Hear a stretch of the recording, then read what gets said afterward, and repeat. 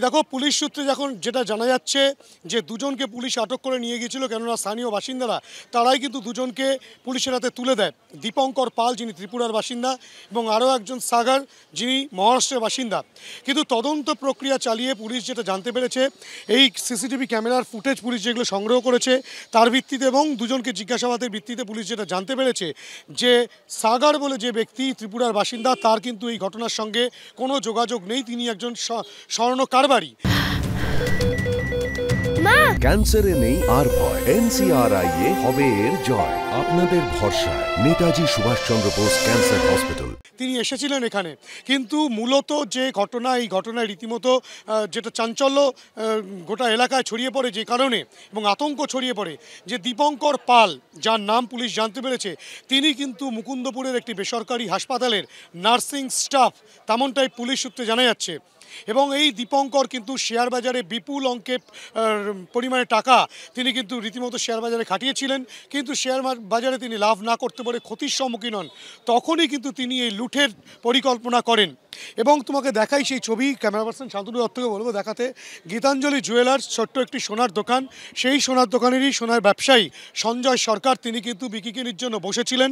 সকাল 11:30 নাগাদ এই দীপঙ্কর পাল তিনি একজন ক্রেতা সেজে ভেতরে প্রবেশ করেন এবং সঞ্জয়ের গলায় যে সোনার চেন ছিল প্রথমে সেটাকে লুট করার চেষ্টা করেন এবং সঞ্জয়ের দোকানের ভিতরে সমস্ত সোনা গয়না সেগুলোকে লুট করার চেষ্টা করতে গেলেই সঞ্জয় বাধা দেয় এবং বাধাপ্রাপ্ত হওয়ার পর তখনই কিন্তু সঞ্জয়ের গলায় ধারালো ছুরির কোপ বসিয়ে দেয়, যেটা দিয়ে সবজি কাটা হয়, তেমন একটি ছুরি ছিল, তেমনটাই পুলিশ বলছে। বিষয় হলো দুজন এসেছিল, এসে প্রথমে দোকানে ঢোকে কাস্টমার সেজে যায়, যাওয়ার পরে কি হয়, ওর দোকানে রীতিমতো চিন্তা টাইপের শুরু ওই মুহূর্তে সঞ্জয় দা কী করে ওকে ধরে ফেলে।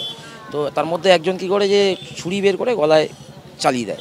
শক্তিশালী ছেলে, ও ওই অবস্থায় ওকে ধরে রাখার পরে ও চিৎকার করে। তো আমাদের এই আশেপাশে যে ছেলেরা বসে থাকে, এখানে আমাদের পাড়ার দাদারা সব থাকে, তারা সবাই ঝাঁপিয়ে পড়ে এসে ধরে ফেলে দুটোকে এবং পরবর্তীতে পুলিশ আসে, পুলিশের হাতে তুলে দেওয়া হয়, পুলিশের হাতে দুজনকে তুলে দিয়েছে। আমরা হঠাৎ করে ওখানে চা খাচ্ছিলাম, দেখলাম যে এখানে খুব চিল্লামিল্লি হচ্ছে। তারপরে আমরা এসে দেখছি যে একজন দুষ্কৃতী গলা কেটে দিয়েছে, গলার নুলিটা কেটে গেছে। স্থানীয় আমরা সঙ্গে সঙ্গে স্টেপ নিয়ে সঙ্গে সঙ্গে হসপিটালে নিয়ে গেছি, আরএনস্টকর হসপিটালে। প্রশাসন সঙ্গে সঙ্গে তৎপর এসে দুষ্কৃতীরা ধরা পড়ে গেছে। ছুরি চালিয়েছে ভেতরে, ওটা আমরা দেখিনি, কিন্তু ও যখন বেরিয়ে চোরটাকে ধরে যখন বেরিয়ে ও আসছে তখন ও চিৎকার করছে বাঁচাও করে, তখন আমরা দৌড়িয়ে এসেছি। ওরা বাজারের মধ্যে যেভাবে আক্রান্ত হতে হলো সোনার দোকানের মালিককে, তাতে আপনারা কতটা ভয়?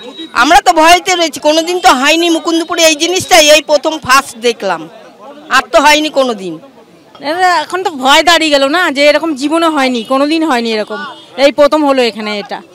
সেই জন্য ভয়েতে যে বাচ্চা নিয়ে আসি বা কিছু সবসময়ের জন্য, এইগুলো তো কোনোদিনই হওয়ার কথা না, কিন্তু এই যে হলো প্রথম এটা।